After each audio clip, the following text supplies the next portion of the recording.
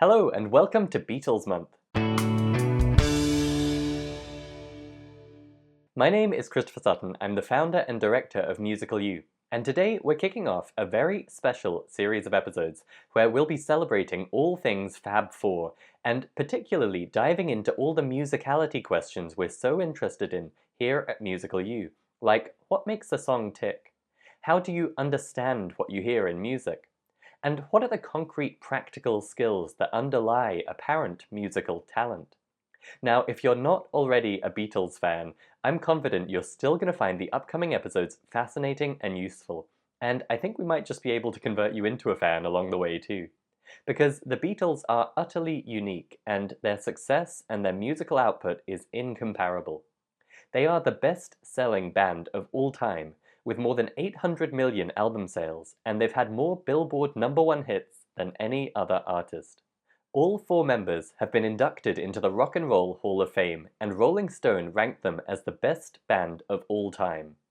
Across just 6 years, they released a dozen seminal albums, including countless songs we all know and love, from early hits like I Want to Hold Your Hand, From Me to You, and Can't Buy Me Love, through to surreal and psychedelic genre-bending highlights like Yellow Submarine, Strawberry Fields Forever, and Magical Mystery Tour. And they continued to produce songs that many would consider among the best of all time, like Hey Jude and Let It Be, right up until the band went their separate ways in 1970. Wherever you are in the world, whatever age you might be, and whatever style of music you like, the chances are there are Beatles songs or albums that you love. For my part, I grew up with a Beatles-loving dad who was always singing Good Day Sunshine, Maxwell's Silver Hammer, or When I'm 64. After nursery rhymes, I think Beatles songs were the first songs I knew all the words to. When my family got together to celebrate the millennium, it was one of the few times as a teenager I was persuaded to get out my guitar and play, and it was the complete Beatles songbook that got everyone singing. Long before I discovered Pink Floyd, Radiohead, or Frank Zappa, it was the Beatles that showed me that music could be wild and varied and fascinatingly different with every song. And when, in my 20s, I had to get a class full of Japanese schoolchildren singing in English, it was a Beatles song, Hello, Goodbye, that turned out to be the perfect choice. These days, when I sing my two young daughters to sleep at night, it's often with a string of Beatles songs. And when I discovered that my 3-year-old could finish the lines of Penny Lane with me as I sang them, that was a proud moment for me as a father. Almost 50 years after their final recording, the Beatles are still everywhere. So much so that I think we take them for granted a bit, especially those of us who didn't live through their heyday, seeing each new incredible album released one at a time.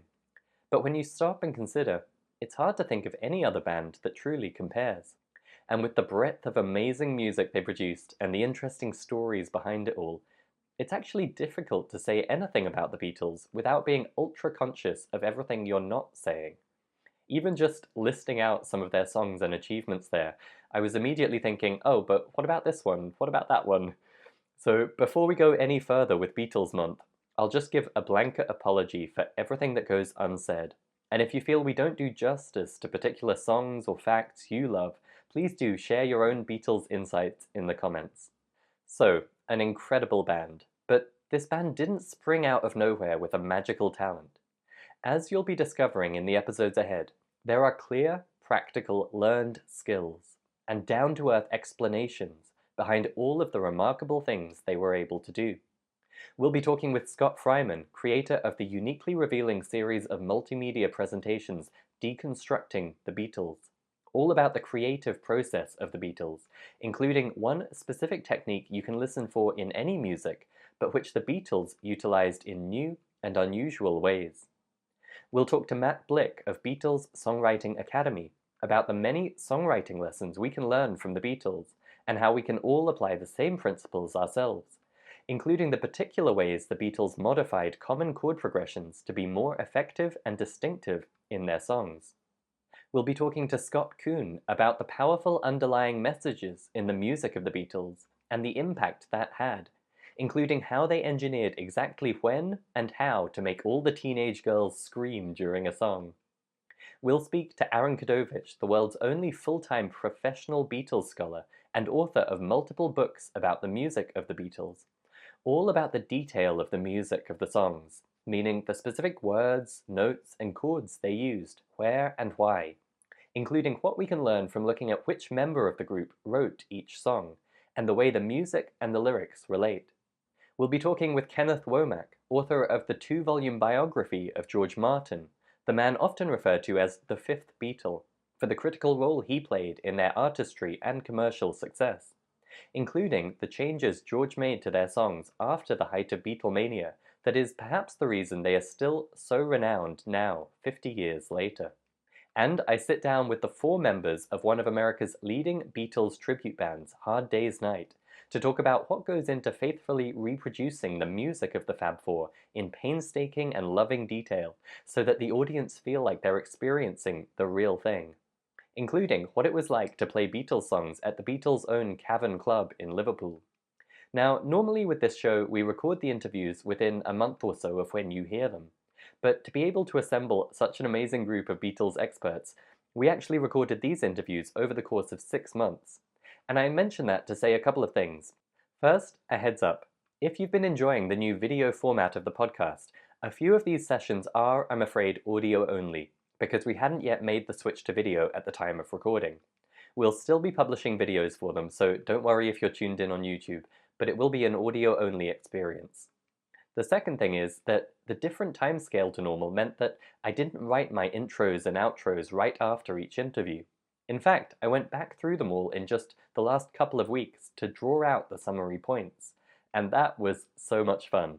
It really hammered home to me just how cool and fascinating these conversations were, and I think that goes for any degree of Beatles fan you might be. If you've barely heard their songs, you're going to learn a ton and be inspired to listen more.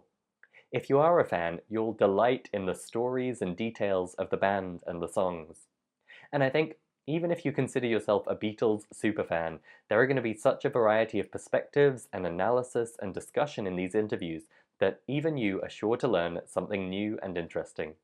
You'll find that the episodes cover 2 main angles on the Beatles, the musical and the historical. The musical is the nitty-gritty of the notes and the lyrics themselves.